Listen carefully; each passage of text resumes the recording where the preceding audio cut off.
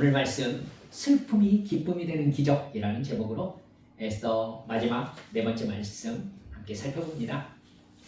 여러분, 상황이 완전히 뒤집어졌습니다. 하만은 유다인을 몰살하려는 계획을 세우고 날짜를 정하고 아수에로 왕에게 허락을 받았습니다. 왕의 인장반지를 가졌으니까 전권을 행사할 수 있게 되었습니다. 그래 놓고도 자기에게 절하지 않는 모르드게를 보고 다시 분노가 치밀어 올랐어요. 그래서 그 날이 되기 전에, 그러니까 유다인들을 공식적으로 왕의 명령에 의해서 처형할 수 있게 되는 그 날이 되기 전에, 심지어 왕후 에스더가 초대한 두 번째 자리에 나아가기 전에 기분 좋게 자기가 나아가려고 모르드게를 먼저 나무에 목매달아 죽이고 싶었습니다. 그래서 아수에로 왕에게 나아가서 모르드게를 죽이게 해달라고 말하려고 궁궐에 들어갑니다. 그때가 밤 시간이었죠. 궁궐 출입을 관리하는 사람이기 때문에 자기 마음대로 죽일 수는 없었던 것이죠. 근데 희한하게도 여러분 아시잖아요. 하만이 왕의 침소에 하만이 오기를 기다렸다는 듯이 궁궐로 들어오자마자 왕이 자기를 부른다는 연락을 받게 되지 않습니까? 무슨 일이 있었던 거죠? 하만이 집으로 돌아갔을 때에 아수에로 왕이 그날 밤 잠이 오지 않았던 거잖아요. 그래서 내시에게 역대 일기를 읽게 했습니다. 그러다가 모르드게가 아수에로 왕을 암살하려는 음모를 알아내고 고발해가지고는 범인들을 처형했다는 기록을 읽게 된 겁니다. 왕이 물었죠. 그러면 나의 목숨을 살리게 한 그 모르드게에게 어떤 관직을 내리거나 상을 베푼 적이 있느냐? 왕을 살린 사람인데 자기가 무엇인가 베풀어준 기억이 나지 않았던 겁니다. 그에게 관직이나 상을 베풀지는 않았습니다. 이 말을 들은 왕이 즉시 왕궁에 누가 있느냐? 라고 물었는데 하필 딱 그 시간에 하만이 모르드게를 죽이게 해달라고 청원하려고 왕궁에 도착해 있었던 겁니다. 왕은 모르드게를 죽이게 해달라고 말하러 온 하만과 이야기를 나누다가 하만이 기세 좋게 왕이 높이기를 원하는 사람에게는 이렇게 해주십시오 하면서 자기가 받을 것을 상상하면서 한 모든 것을 너는 궁궐문에 앉은 모르드게에게 행하게 해라. 그렇게 해가지고는 자기가 모르드게에게 왕의 옷을 입히고 왕의 말을 태워서 수산성 곳곳으로 다니면서 하만 자기가 외쳤잖아요. 왕이 존귀하게 하시려는 사람은 이렇게까지 대우할 것이다. 이러면서 외치고 다녔습니다. 하만에게 벌써 엄청난 반전이 일어난 거였죠. 하만이 머리를 싸매고 집에 돌아옵니다. 그래서 부인과 친구들에게 이 일을 말하고 있는데 여러분, 그 말을 다 끝내기도 전에 궁궐에서 사람이 와서 하만을 에스더가 베푼 두 번째 잔치에 데리고 나갔던 겁니다.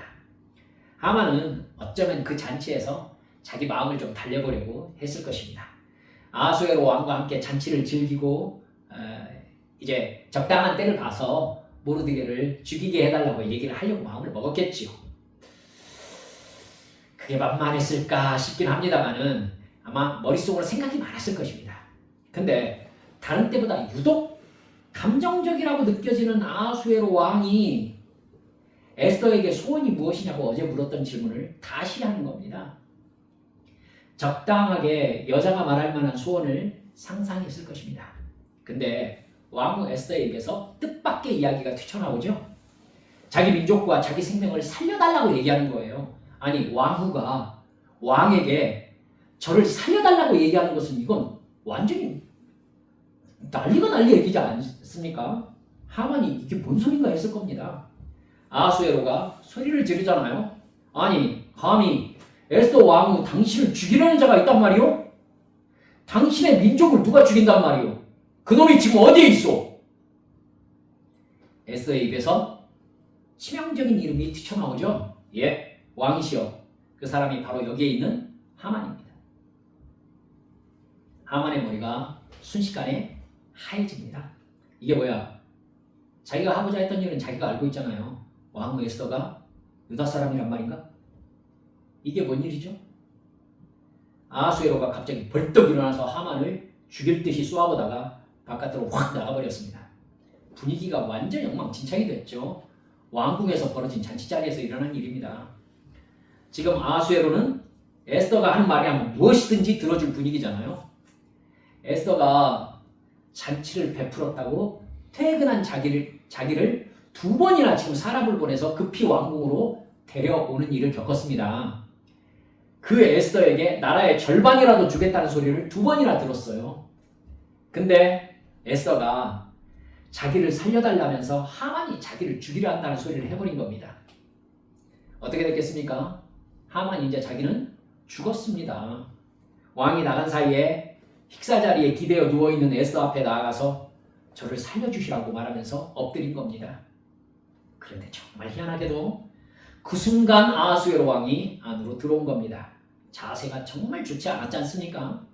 아하수에로가 소리를 지릅니다. 아니, 지금 저 인간이 궁궐 내 앞에서 왕후를 범하려 하는가?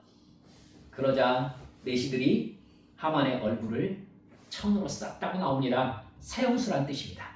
내시가 말하죠. 하만이 왕께서 존귀하게 할 것이라고 소리치게 한 모르드게를 죽이려고 20m가 넘는 처형대를 세워놓았습니다. 왕이 완전히 분노해가지고 얘기하지 않습니까? 하만을 그 나무에 매달아라. 하만은 그야말로 허무하게 아무것도 하지 못한 채 목매달려 죽고 말았습니다. 잊지 맙시다.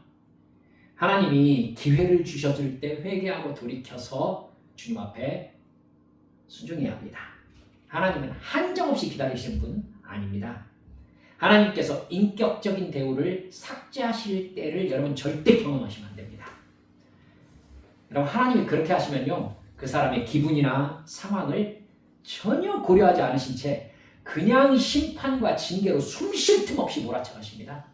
여러분, 하나님의 심판에 저항할 수 있는 사람, 빠져나갈 수 있는 방법을 찾을 수 있는 사람이 아무도 없어요. 좋으신 하나님이실 때 순종하고 사랑의 관계를 맺으셔야 합니다. 에스더는 왕의 생명을 살린 모르드게가 자기의 사촌임을 밝힙니다. 그러자 여러분, 아하수에로 왕이요, 하만에게서 거둔 왕의 인장 반지를 모르드게에게 줍니다. 무슨 뜻이죠? 모르드게를 페르시아 제국의 총리 대신으로 삼은 것입니다. 성경에서 말씀드렸잖아요. 고대 제국에서 가장 고위직에 오른 3사람이 있다고 말씀드렸죠. 첫째가 누구였죠? 이집트 제국의 총리 대신이었던 요셉입니다. 둘째가 바벨론 제국의 총리 대신이었던 다니엘이었고요. 바로 셋째가 이 페르시아 제국의 총리 대신에 오르게 된 모르드게입니다. 에스더는 왕에게 다시 나아가서요, 울면서 유대 민족을 살해하라고 명령하신 조서를 철회해달라고 간청을 하죠. 왕은 에스더에게 금지팡이를 딱 내밀고 에스더와 모르드게 앞에서 이렇게 얘기합니다. 내가 하만을 나무에 매달고 그 집을 에스더에게 주었다. 그러니까 너희는 왕의 인장반지로 인을 쳐서 왕의 명령으로 된 새로운 조서를 반포해라. 왕의 인장반지로 인친 조서는 누구든지 철회할 수 없는 것이 페르시아의 법이다. 이렇게 얘기를 합니다.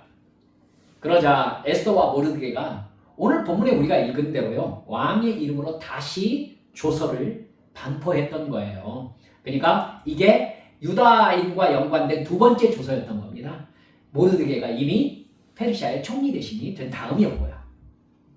조서 내용이 이랬죠. 유다인을 몰살시키라고 했던 아달월 13일에 페르시아의 곳곳에 흩어져 있는 유다인들은 함께 모여서 스스로 생명을 보호해라.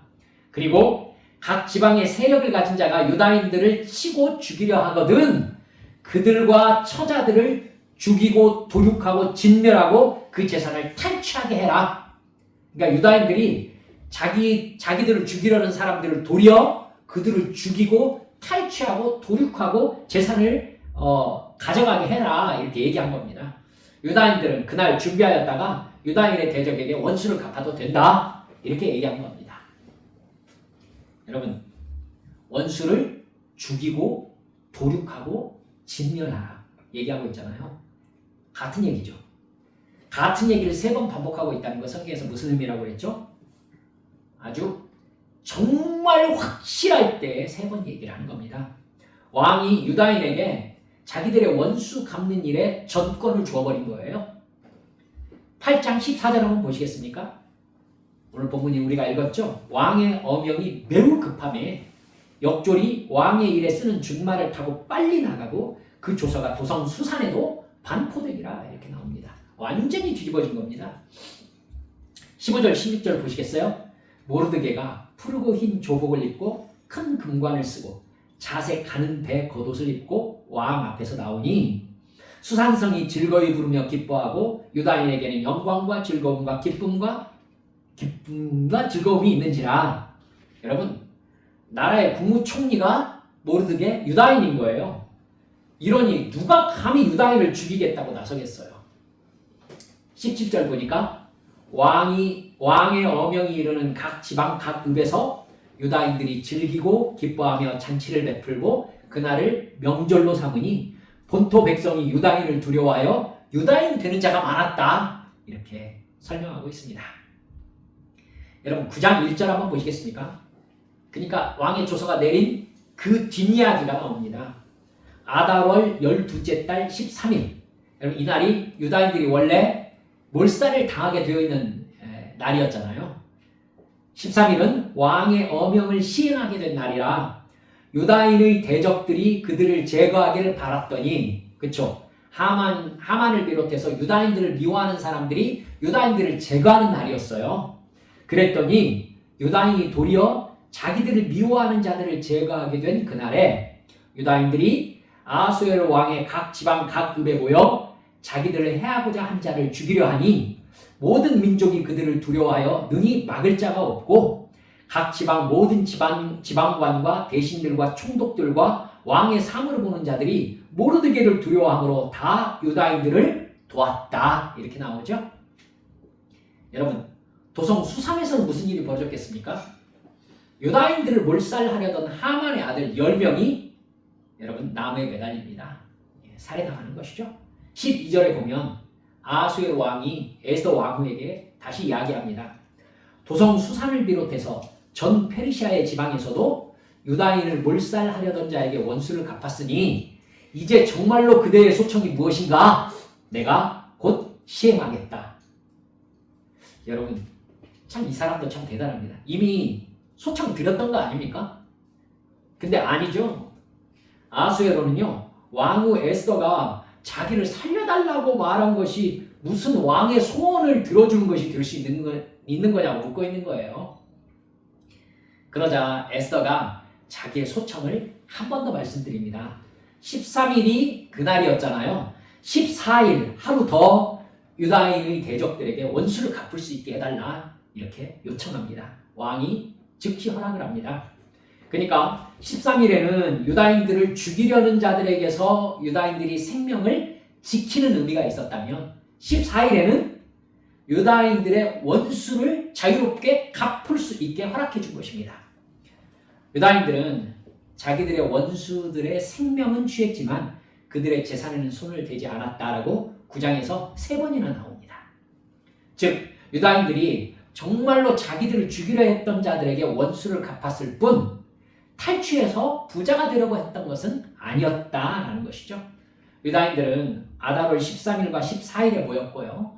15일에는 쉬면서 잔치를 베풀며 즐겼다고 9장 18절에 나옵니다.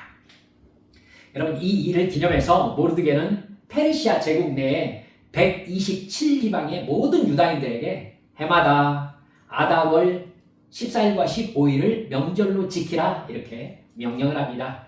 9장 22절에 보면은요. 이날에 유다인들이 대적에게서 벗어나서 평안함을 얻어 슬픔이 변하여 기쁨이 되고 애통이 변하여 길한 날이 되었으니 이 두 날을 지켜 잔치를 베풀고 즐기며 서로 예물을 주며 가난한 자를 구제하라 이렇게 했다고 적혀 있습니다. 그 명절 이름을요. 여러분 율법에 이름이 나오지 않는 명절이 바로 이 명절입니다. 제비뽑기라는 의미가 부르거든요. 부르. 이 부르라는 단어의 복수형이 부림입니다. 부림. 그래서 이 복수형을 취해서 부림절 이렇게 이름을 붙여요. 10장 3절을 보면요. 유다인 모르드게가 아하수에로 왕의 다음이 되고 유다인 중에 크게 존경을 받고 그의 허다한 형제에게 사랑을 받고 그의 백성의 이익을 도모하며 그의 모든 종족을 안위하였더라. 이렇게 나옵니다. 여러분, 에스더 말씀 살펴보는 결론을 맺어보면서 기억하라라는 말씀을 다시 생각해 보게 됩니다. 모세는 전쟁에서 승리하고 단을 쌓고 승리의 하나님이라는 뜻으로 여호와 니시라고 이름을 붙였습니다. 여러분 아시잖아요. 사무엘은 블레셋과 싸워 이긴 후에 돌단을 쌓고 하나님께서 여기까지 도우셨다라는 이름으로 이름을 뭐라고 붙였죠? 에벤 에셀 이렇게 붙였습니다. 그 단과 돌들은 하나님께서 구원의 은혜를 베푸신 역사의 표시가 된 거잖아요. 선조들이 하나님을 경험하고 하나님의 뜻을 깨닫고 순종한 그 인생이 그 다음 때로 연결되고 또다시 그 다음 때로 연결되면서 그 하나님의 사랑의 역사를 자기에게까지 연결시킬 수 있는 증거를 남긴 것입니다. 그렇게 후손들은 하나님의 구원을 기억하는 장치들을 통해서 그렇다면 지금 나에게서 하나님께서 어떤 일을 하고 계실 것인가를 살펴볼 수 있게 하신 것이죠. 여러분, 우리 개인에게도 마찬가지입니다. 내 삶에서 하나님의 구원과 하나님의 뜻을 계시받았다라고 생각되었던 사건을 경험한 적이 있으십니까? 이 일은 하나님 말고는 해 주실 수가 없다라고 생각했던 은혜를 여러분이 누렸던 기억을 가지고 계십니까? 생각나는 게 있으십니까? 누구를 만났을 때 혹은 하나님께서 내가 바라는 어떤 소원을 들어주셨을 때 혹은 어려운 일일지라도 그것을 통해서 하나님의 어떤 크신 뜻을 깨달았을 때 하나님과 연관된 하나님을 경험한 경험들 여러분 생각나시는 게 있으시냐고 여쭙는 것입니다. 여러분 역사적 포인트들은요 표징들이에요. 표시들. 그러니까 그것들은 하나님과 나와의 관계의 성격을 결정하거든요.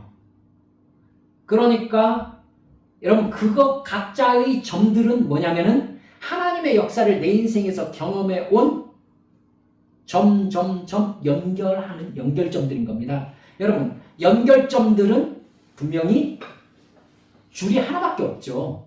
그렇게 연결해보면 두 점, 세 점을 연결하는 직선은 하나잖아요. 즉 화살표를 과거에서부터 미래로 그을 수 있는 것입니다. 여러분 그렇게 하나님께서 내 인생에서 역사해 오신 방법들, 패턴들 내 인생에는 하나님께서 이런 식으로 역사해 오셨다라는 것을 우리가 어느 날 깨닫고 보면은요 그렇다면은 하나님께서 내 인생을 이렇게 이끌어가고 싶어 하시는구나 라고 바라보이는 전망을 할 수 있다는 겁니다. 여러분 하나님이 나의 인생을 어디로 어떻게 인도하고 계시는지를 알아봐야 할 때가 있지 않습니까? 도무지 내가 어떻게 해야 될지 무엇을 해야 될지 분별할 수 없을 때 있습니다. 우리 인생에. 여러분 바로 그때 우리들은 이전에 내가 하나님을 그때 어떻게 만났더라? 하나님이 그때 만나셨을 때 나에게 무엇을 말씀하셨더라? 그때 하나님께서 나의 인생의 방향을 어떤 식으로 설정해 주셨더라? 이걸 돌이켜보는 영적인 표징이 있으셔야 된다는 겁니다. 여러분 그것을 내가 붙잡았을 때에 내 인생에서 방향성을 정할 수 있게 되는 것이죠. 그때 이 상황에서 하나님이 내가 이렇게 했을 때 이렇게 하나님이 역사해 주셨었지. 그러면 지금 이 상황에서는 이렇게 해서 하나님께서 나에게 무엇을 말씀하시는지 내가 한번 살펴봐야 되겠다. 이렇게 적용과 응용이 가능하다는 것입니다. 내가 지금 이 상황에서 선택할 수 있는 것 중에 어떤 것이 지금까지 하나님께서 내 인생을 인도해 오셨던 방향과 일치하는가를 살펴볼 수 있는 기준점을 내가 가지게 되는 겁니다. 만일 일관성이 있는 것이 내가 느껴지지 않는다고 해보십시다. 그럼 어떻게 해야 됩니까? 여러분 움직이면 안 됩니다. 움직이면 안 돼요. 그때는 뭔가를 결정하고 행동하시면 안 됩니다. 기도하면서 하나님의 뜻을 분별할 수 있을 때까지 기다릴 수 있으셔야 됩니다. 늦지 않아요.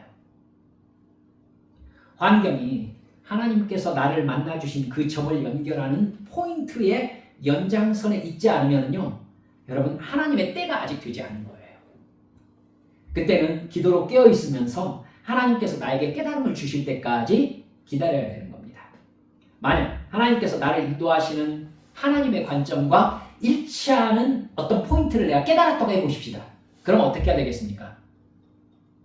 여러분, 그건요, 그 길이 어떤 길이든지 내가 가야 된다라는 의미이기도 해요. 여러분, 어느 때 이럴 때가 있잖아요. 내가 가야 된다는 걸 알았어요. 알았는데 가고 싶지 않은 포인트로 깨달은 적도 있지 않습니까, 여러분? 이렇게 좋은 일로 이렇게 쫙쫙 연결되어지는 어떤 포인트들을 찍을 수 있으면 감사하죠. 그러면 하나님이 이 길로 인도하시는구나 쭉 가면 되죠. 근데요, 여러분, 그러지 않기도 해요.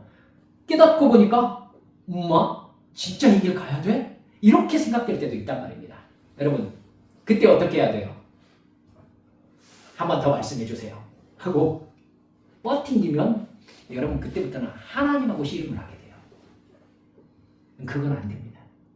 그러니까 하나님께서 내가 생각할 때 야 좋은데? 가 아니라 걱정스럽다. 내가 이 길 가야 되나? 이렇게 생각되는 라인으로 이끌어 가실 때에도 어떻게? 네, 순종하겠습니다. 이렇게 말씀하실 수 있으셔야 되는 겁니다. 사랑하는 여러분들, 사도 바울이 생각나십니까? 사도 바울이요, 간절히 기도했을 때, 간절히 자기가 어느 곳으로 가야 될지 하나님 앞에 간절히 기도했을 때요, 꿈에 환상 중에 마케도니아 사람이 딱 나타나가지고 와서 우리를 도와주시오 이렇게 얘기하는 환상을 봐요. 하나님께서 마케도니아로 우리를 가라고 하시는구나 해가지고 마케도니아 지역, 즉 유럽으로 딱 처음 건너가서 만난 도시가 어느 도시입니까? 빌립보예요. 빌립보. 그 빌립보에 딱 가가지고 무슨 일을 겪어요? 귀신 들린 여자 정치는 여종을 이렇게 귀신 쫓아냈단 말입니다. 그러니까 이 여종이 더 이상 정을 못 치잖아요. 영빨이 없는 거예요. 그러니까 그 여자 때문에 이익을 얻던 주인들이 사도 바울을 고발했어요. 그래가지고 사도 바울이 어떻게 돼요? 여러분, 채찍에 맞고요, 감옥에 갇혔어요. 사도 바울 생각에 무슨 생각이 들겠어요? 하나님은 지금 꿈속에 마케도니아로 건너가라 라고 말씀하시고요, 마케도니아에서 귀신을 쫓아냈더니요, 자기는 채찍질 당하면서 감옥에 갇힌 거예요. 잘못 온 거예요? 여러분, 이런 갈등 속에서 우리가 올바른 선택을 해야 된다는 거예요. 우리의 마음을 제대로 붙잡아야 된다는 겁니다. 하나님께서 우리를 인도하셔서 오늘 여기까지 왔어요. 근데 여기에서 고통을 겪어요. 하나님, 이게 뭐예요? 이 말을 조심해야 된다는 거예요. 이 말을. 이 말 하시면 안 돼요. 알겠죠?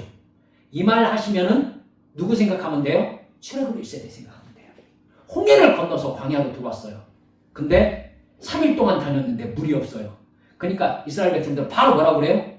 이게 뭐예요? 이런단 말이죠. 그때 하나님께서 처음 뭐라고 하십니까? 이들이 하나님의 말씀을 듣고 순종하는지 시험하고자 하셨더라, 이렇게 나와요. 시험하고자 하셨어요.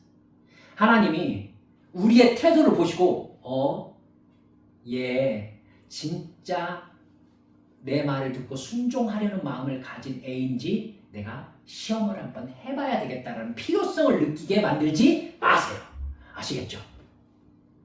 얘 태도를 보고, 얘 생각을 보고, 얘 행동을 보니까 이 녀석은, 주님은 이 녀석이라고 하지 않으실 거라고 믿습니다. 얘는 진짜 앞으로 나를 섬기면서 나를 뒤따라올 아이인지 내가 좀 시험을 해봐야 되겠다. 여러분, 그 시험은 내가 좋아하는 것이겠어요? 싫어하는 것이겠어요? 싫어하는 일들 속에서도 하나님의 선하심과 사랑을 신뢰할 수 있을 만한 사람인지 우리를 시험해 보시겠다는 얘기가 되는 거잖아요. 그렇죠? 그 필요를 느끼시게 하지 말란 말이에요. 알겠죠? 여러분, 사도 바울 보세요. 빌립보 감옥에서 무슨 일이 벌어져요? 빌립보 감옥에서요, 하나님의 천사가 와가지고 모든 착고가 다 풀어진단 말이에요. 그렇죠? 착고가 다 풀어져요. 여러분, 착고가 다 풀어지고 감옥문이 열렸다는 것은 뭐 하라는 거죠? 나가라는 거잖아요. 나가라는 거. 여러분, 사도 바울 나가요? 사도 바울은요, 이 부분에 있어서 정말 놀라운 영적 판단력을 보여주고 있어요. 사도 바울, 감옥문 열어주고 착고를 풀어주는데도 안 나가요. 안 나가고 감옥 안에 있어요. 여러분, 그 감옥 간수가 밤에 보니까 감옥문이 다 열려 있는 거예요. 그러면 여러분 아시죠? 죄수가 도망가면은 간수가 처형당합니다. 그래서 간수가 그 험한 꼴 보기 전에 자살하려고 맘먹잖아요. 그리고 칼을 뽑아요. 그리고 자기한테 찌르려고 하는 찰나 감옥문 안에서 소리가 나잖아요. 네 몸을 상하게 하지 말라. 우리가 모두 다 여기에 있다. 아무도 안 나간 거예요. 죄수들이. 그러니까 간수가 두려워하면서 뛰쳐 들어가가지고 사도 바울 앞에 엎드려서 얘기합니다. 선생님들이요, 내가 어떻게 하여야 구원을 얻겠습니까? 내가 어떻게 해야 구원을 얻겠습니까? 그러자 사도 바울이 지금 오늘날까지도 우리가 기억하고 있는 말씀을 하지 않습니까? 주 예수를 믿으라. 그리하면 너와 내 집이 구원을 얻으리라. 여러분 이렇게 해가지고 빌립보에 건너갔던 사도 바울이 첫 교회로 여러분 이 간수의 집과 루디아의 집을 빌립보 교회로 세우게 되는 역사가 사도행전에 기록되어 있지 않습니까? 사랑하는 여러분들이 이거예요.